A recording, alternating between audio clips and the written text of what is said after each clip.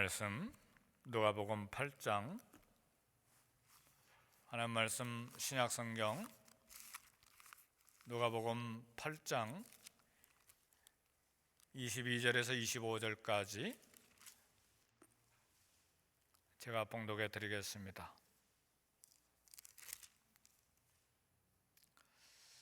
누가복음 8장 22절에서 25절까지. 하루는 제자들과 함께 배에 오르사 그들에게 이르시되 호수 저편으로 건너가자 하심에 이에 떠나 행선할 때에 예수께서 잠이 드셨더니 마침 광풍이 호수로 내리침에 배에 물이 가득하게 되어 위태한지라. 제자들이 나와 깨어 이르되 주여 주여 우리가 죽겠나이다 한데 예수께서 잠을 깨사 바람과 물결을 꾸짖으시니 이에 그쳐 잔잔하여 지더라. 제자들에게 이르시되 너희 믿음이 어디 있느냐 하시니 그들이 두려워하고 놀랍게 여겨 서로 말하되 그가 누구이기에 바람과 물을 명함에 순종하는가 하더라. 아멘. 오늘 설교하실 우리 선교사님 소개해 드립니다. 우리 선교사님 앞으로 나와 주시겠습니까?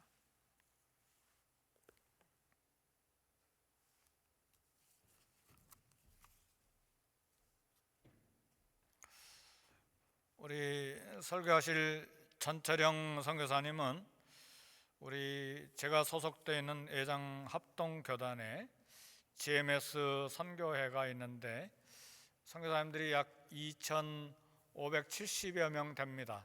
세계에서 가장 큰 선교 단체입니다. 근데 거기 총사령관이 우리 전철영 선교사님이세요.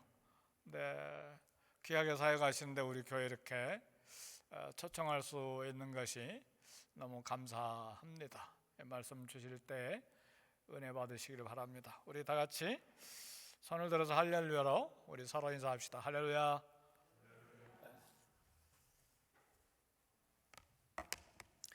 할렐루야.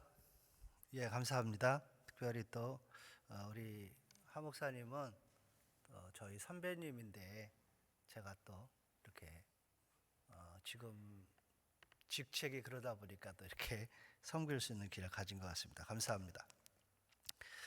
요즘 우리는 코로나 상황 속에서 상당한 어려움을 겪고 있습니다. 한국에서 제가 지내는데요, 한국 교회도 한인교회와 마찬가지로 교회 모임이 한국 교회는 중단을 몇 달을 했고 최근까지도 20%, 수도권 20%, 지방 30%를 제한하고 있습니다.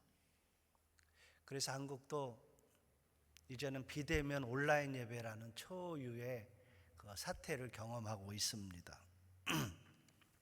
많은 사람들이 이렇게 저에게 많이 묻기도 하고 또 질문을 하기도 합니다. 코로나 상황 속에서 우리가 어떻게 해야 되고 또 무엇을 해야 하는가, 이런 질문을 많이 합니다. 저는 그럴 때마다 제가 대답하는 질문은 아니지만 보편적으로 많은 사람들이 대안적인 대답을 많이 하는데 저도 그 말에 동의를 합니다. 그것이 뭐냐면 근본 혹은 본질로 돌아가라, 이런 말이죠. 우리 그리스도인들에게 있어서 이 근본으로 돌아간다는 게 도대체 뭘까? 이러한 초유의 사태를 경험할 때마다 우리가 본질로 돌아가야 한다고 하는데 본질로 돌아가는 것이 뭘까 하는 생각들을 할 수 있습니다. 본질로 돌아간다라는 것은 신앙을 제대로 하고 하나님과의 관계를 올바로 한다라는 의미죠. 그래서 제가 오늘 본문 말씀을 통해서 25절에 있는 너희의 믿음이 어디 있는가, 너희의 믿음이 어디 있는가 하는 예수님이 제자들에게 하신 교훈을 가지고 잠깐 말씀을 나누려고 합니다. 그 믿음이 어디 있냐, 이런 표현은 조금 더 쉬운 말로 너희가 믿음이 있냐 혹은 없냐, 이런 질문과도 같습니다. 신약 성경에 보면 믿음에 대해서 두 가지로 많은 질문을 하죠. 하나는 믿음이 있냐 없냐, 혹은 믿음이 적으냐 많으냐. 이것이 이제 주로 예수님이 제자들에게 했던 질문인데 사실은 그것이 같은 질문이기도 하죠. 오늘 이 예수님의 질문, 제자들에게 한 질문, 오늘날 저와 여러분들에게 한 질문, 너희 믿음이 어디 있느냐? 이것을 통해서 함께 은혜 받는 시간이 되기를 소원합니다. 오늘 말씀을 제가 잠깐 요약해 드리면 이렇습니다. 오늘날 예수님이 제자들과 함께 배를 타고 갈릴리호수 건너편으로 가고 있었죠.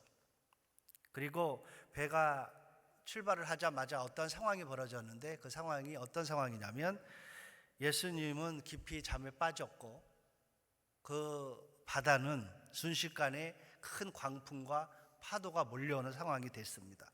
그래서 단순히 바람과 파도만 거세진 것이 아니라 그 배에 물이 가득 찼고 심지어는 그 배가 파손할 정도로 위기에 빠지죠. 그것에 놀란 제자들이 다급하게 주무시던 예수님을 깨워서 이렇게 말하죠. 선생님, 우리가 죽게 됐습니다. 그러니까 선생님, 우리가 죽게 되는데 뭐 하시는 겁니까? 빨리 일어나세요 하고 아주 다급하게 말을 한 거죠. 그들이 깬 것으로 이제 잠을 깼고, 예수님이 잠을 깨자마자 제자들과는 다르게 바람과 그리고 파도를 향해서 소리치듯이 잠잠하라 하니까 바람이 그치고 파도가 잔잔해진 사건입니다. 그 상황을 정리한 다음에 예수님이 제자들에게 가서 한 말이 무슨 말이냐면 너희 믿음이 어디 있느냐, 이런 질문을 한 거죠. 자, 이 본문 말씀을 조금 더 자세히 들여다보면요, 파도와 바람의 상황 속에서 배가 파손할 정도의 위기에 처해집니다. 그래서 위기를 맞는데 그 위기를 경험하면서 제자들이 하는 반응이 나오죠. 제자들은 위기의 상황을 맞이해서 자기들이 타고 있는 배가 파손하니까 이미 정신을 잃고 아주 요란을 떨면서 예수님을 다급하게 깨우는 행동을 보였죠. 반면에 예수님을 보면 전혀 같은 상황인데도 요동하지 않죠. 그리고 그것을 아무렇지도 않은 듯 그 상황을 정리합니다. 그러면서 예수님에게 묻는 거죠. 예수님이 제자들에게 말하는 거죠. 너희 믿음 어디 있냐? 이 예수님의 반응을 보면서 제자들이 자기들끼리 놀라서 하는 말을 우리가 좀 볼 수 있어요. 25절에 보니까 이분이 도대체 누구냐?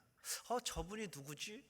예수님이 도대체 누구시기에 바람과 파도를 저렇게 순식간에 잠잠케 하시지?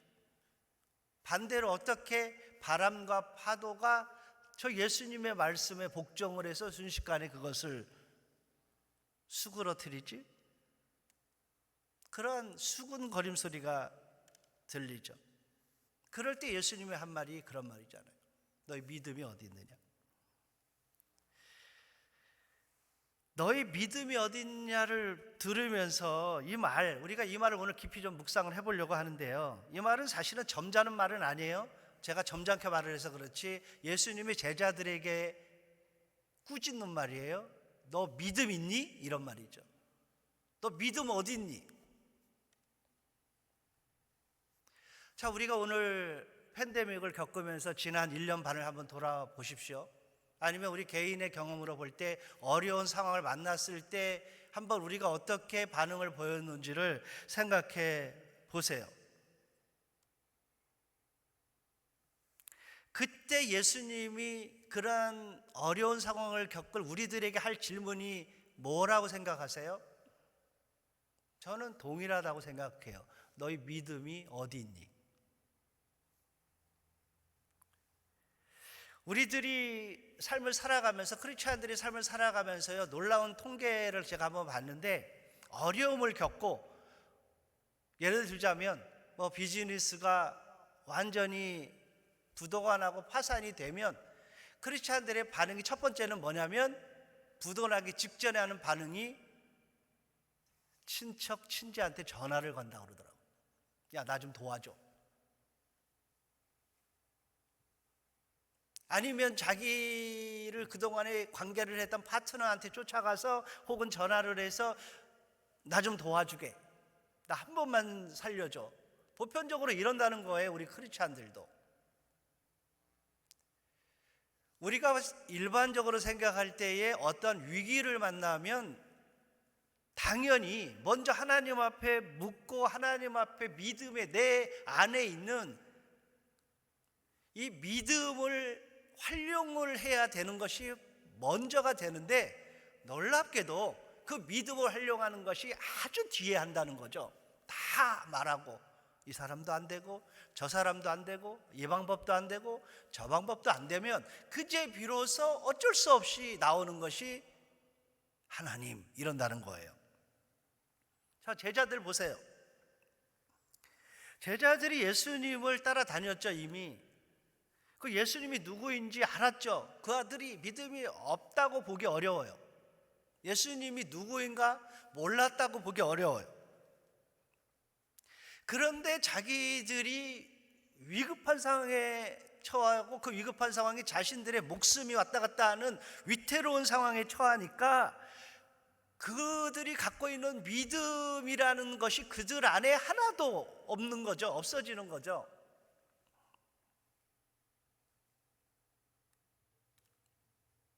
지금 예수님이 너희 믿음이 어디 있느냐, 이러한 물음을 깊이 묵상하다 보면 이런 얘기죠. 자, 상황이 벌어져요. 상황이 벌어지면 사람들은 상황을 보고 당황을 해요.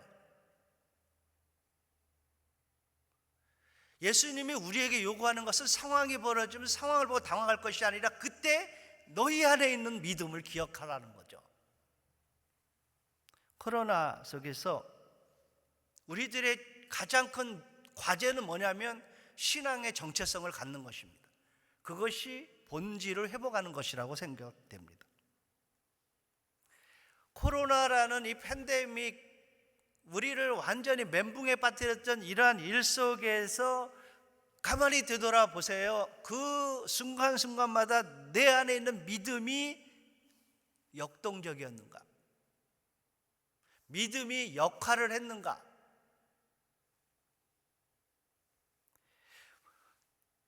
사랑하는 성도 여러분, 문제는 코로나가 아니고 우리의 믿음이라는 사실을 기억하셔야 됩니다.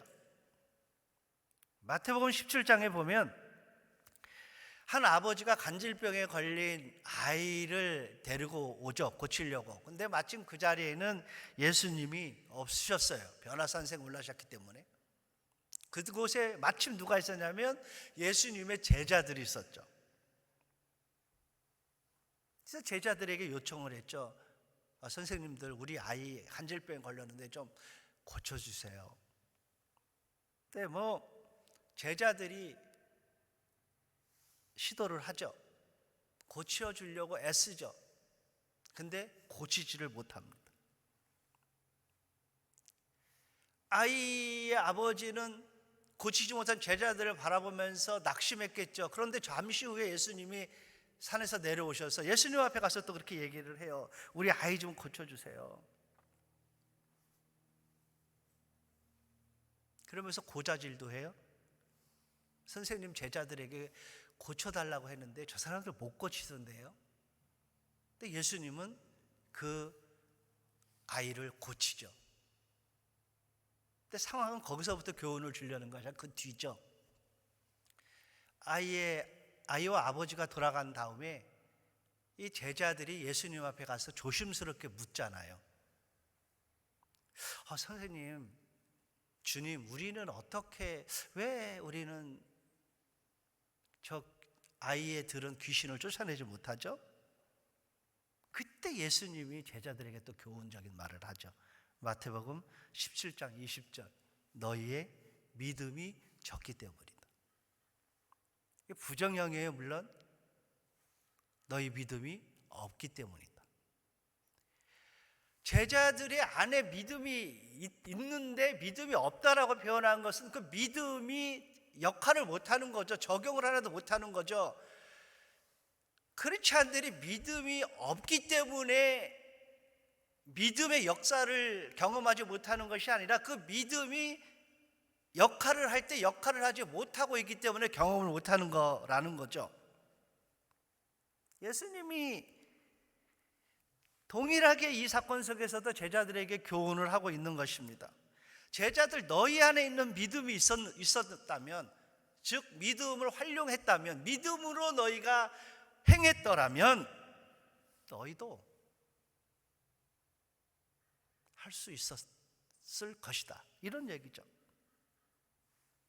그러면 오늘 저와 여러분들이 배워야 될 교훈이고 또 제자들이 배워야 될 교훈이죠. 그러면 왜 제자들이, 왜 크리스찬들이 정말 중요한 순간에 이 믿음이 없는 것처럼 살까? 왜 저와 여러분들이 믿음이라는 것을 활용을 못하고 살까? 그것을 우리가 깨달아야 되잖아요.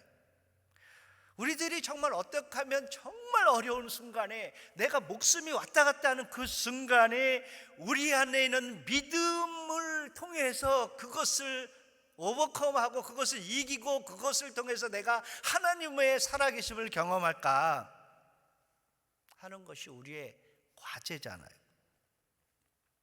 이 부분을 조금 더 우리가 보기 위해서 본문을 조금 더 보겠습니다. 24절, 거기에 제자들의 반응이 이렇게 나옵니다. 예수님을 다급하게 깨우면서 선생님, 우리 죽게 됐습니다.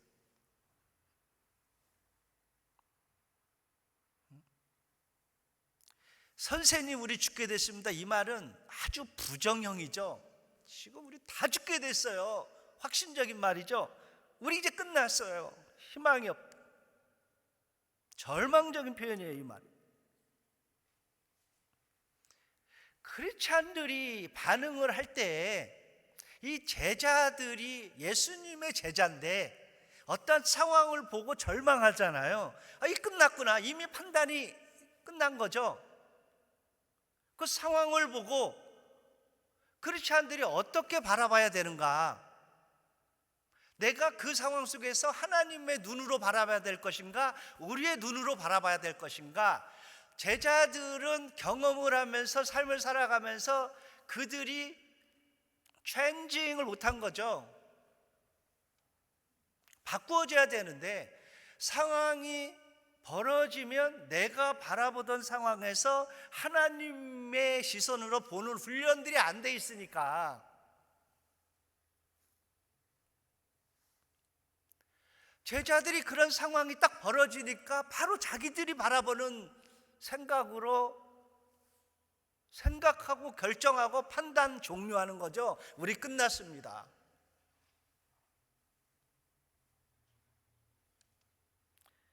그렇게 해야 될 것이 아니잖아요.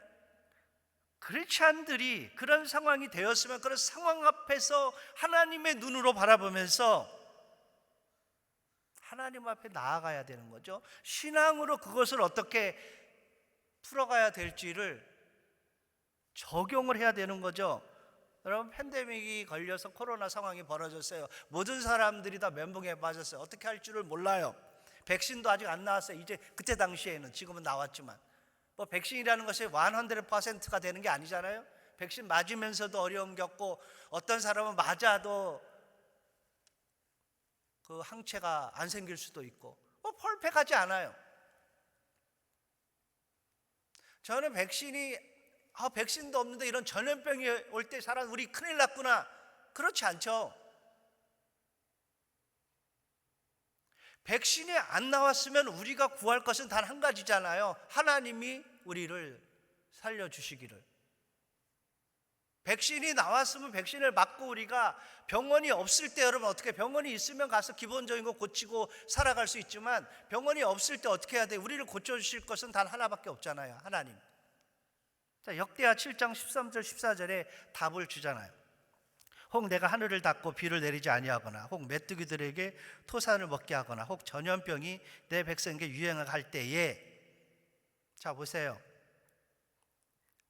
다른 말로 표현하면 가뭄, 재난, 전염병, 이런 것으로 온 세상이 죽게 되었을 때 어떻게 해야 되냐면, 하나님은 이렇게 얘기해요.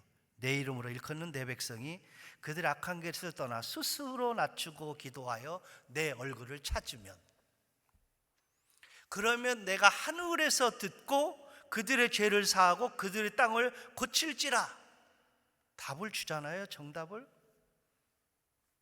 하나님의 백성들이 해야 할 일은 유일한 거죠. 스스로 낮추고 하나님 앞에 겸손하게 하나님 앞에 무릎 꿇고 기도하며 하나님의 얼굴을 찾아라.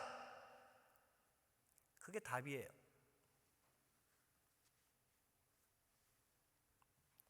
자, 마태복음 14장을 한 장 더 나누겠습니다.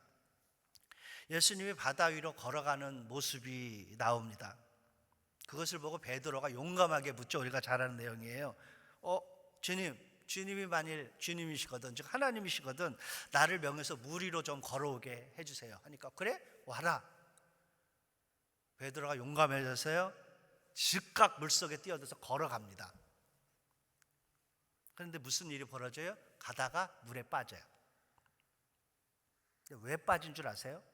믿음으로 걸어가는데 왜 빠져요? 30절에 답이 나오죠. 그러나 베드로는 거센 바람이 불어오는 것을 보고 무서움에 사로잡혀서 물에 빠져 들어가게 되었다. 믿음으로 걸었는데 믿음으로 걸어나서 물 위에 걷다 보니까 뭐가 보여요? 파도가 보이고, 이거 바다구나 하면서 믿음의 눈으로 뛰어들었는데 곧바로 어떤 눈으로 바뀌어요? 자기의 세상적인 눈으로 또 바뀌는 거예요. 그러니까 감당을 못하죠.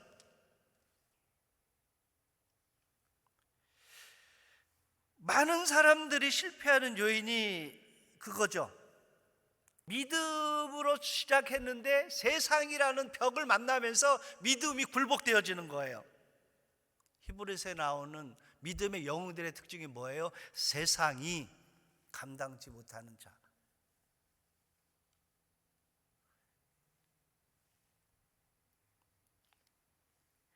그때도 예수님이 베드로를 다급해서 주님 살려주세요 하고 빠져들어가는 베드로를 구한 다음에 했던 말, 사실은 이것을 또 하고 싶은 말이죠. 예수님이 마태복음 14장 31절에 이렇게 얘기해요. 믿음이 적은 사람아 왜 의심했느냐. 여기서도 믿음이 적은 사람 이렇게 표현하죠. 믿음이 없었다. 역시 부정형이에요. 여기서도 예수님이 베드로에게 말하는 것도 똑같이 지금 문제 제기를 하는 거예요. 너 믿음이 없잖아. 이 세상의 파도라는 것을 만나는 순간에 너 믿음이 사라졌잖아. 지금 우리들의 가장 큰 문제가 뭐예요? 삶의 순간순간마다 삶을 살아가면서 파도 안 만날 수 없고 바람 피할 수 없어요. 누가 주일날 교회 나오면 나가다가 그러한 세상의 사람들이 일어나는 해프닝이 우리에게는 없을 것이다. 절대 그런 일 없어요. 새벽 예배 나오면 가다가 딱지 뛸 일을 교통법규를 어겼는데 딱지 안 띄어지고 그런 일 없다니까요. 솔직히 표현하면 팬데믹이 걸리면 우리가 그리스도인이기 때문에 팬데믹의 그 피해를 안 입는다? 그럴 수 없어요. 입을 수 있어요. 중요한 것은 그것이 아니라 그때 우리들의 믿음이 사라지는 것이 문제라는 거예요.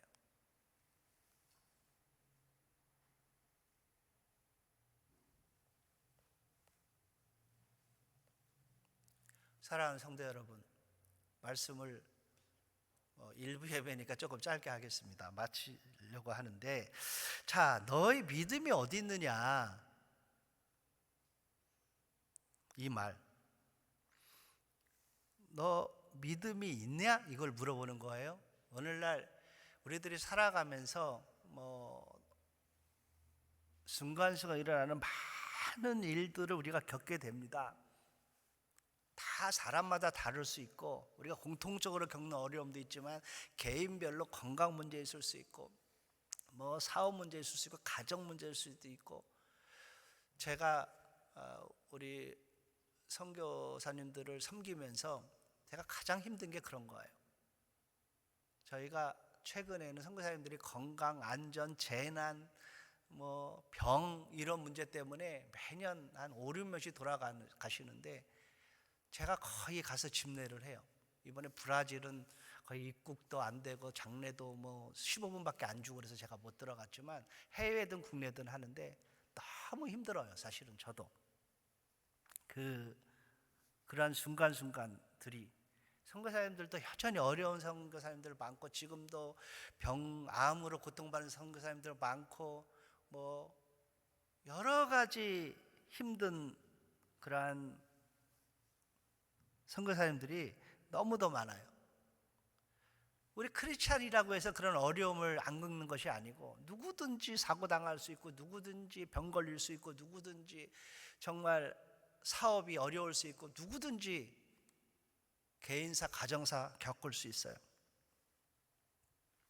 그러나 중요한 것은 그러한 상황이 아니고요,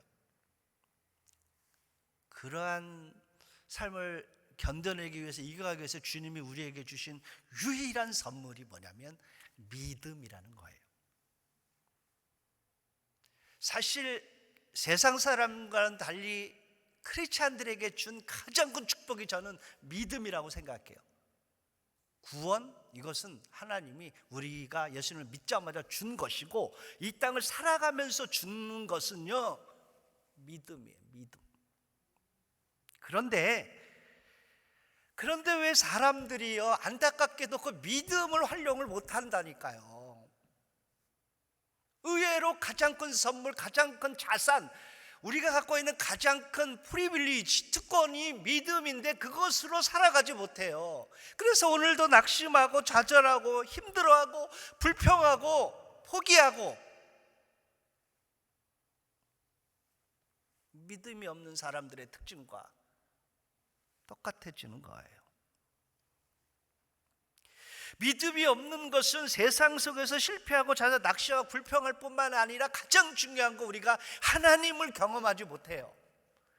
자, 여러분, 우리가 하나님을 경험한다는 거, 이 세상에 살아가면서 우리가 하나님을 경험하는 유일한 방법은 믿음으로 해요. 믿음으로. 다른 걸로 경험할 수 있다고 생각하십니까? No. 왜 사람들이 가서 뭐 안수 받고 누구 뭐 본 거 여기에 현혹되지 마세요. 우리가 믿음으로 적용하면 하나님을 만날 수 있고, 하나님을 경험할 수 있고, 하나님을 볼 수 있는 거예요. 믿습니까? 히브리서에 믿음이 없이는 하나님을 기쁘시게 하지 못한다고 했잖아요. 사랑하는 성도 여러분, 여러분들이 가지고 있는 그 신앙, 즉 믿음, 그것이 이론이 아니라는 사실을 기억하시기를 주의 이름으로 축원합니다. 지금 저와 여러분들의 문제는, 우리가 코로나와 같은 이 문제 속에서 우리가 어떻게 살아가야 될지 힘들다, 정말 이 세상 너무 힘들다, 이것이 아니라 그런 상황 속에서 내 안에 믿음이라는 것이 거의 없다는 것, 이것이 문제라는 거예요. 히브리서 11장 1절 2절, 믿음은 바라는 것들의 실상이요 보지 못하는 것들의 증거니 선진들이 이로써 증거를 얻었다. 믿음의 선진들이 증거를 얻은 것은요, 삶의 이유를 찾은 것은요, 믿음 하나랍니다. 선진들이 그것을 증언하고 있어요. 증언, good report. NIV에 그렇게 표현해요. 그들이 그렇게 좋은 소식들을 리포트하고 있어요. 믿음을 가지고 적응했던 사람들이 어떤 일들이 일어났는가가 믿음의 영웅들을 쓴 히브리서 11장의 이야기잖아요. 사랑하는 성도 여러분들의 그 삶 속에 이제부터 이 믿음으로 하나님의 놀라우신 역사를 경험하여, 정말 이러한 어려움, 팬데믹보다도 더 많은 어려움이 와도 넉넉하게 끄떡없이 그 속에서 은혜를 경험하고, 그 것들을 하나님의 시선으로 바라보는 놀라운 은총이 있으시기를 주의 이름으로 축원을 드립니다. 기도하겠습니다.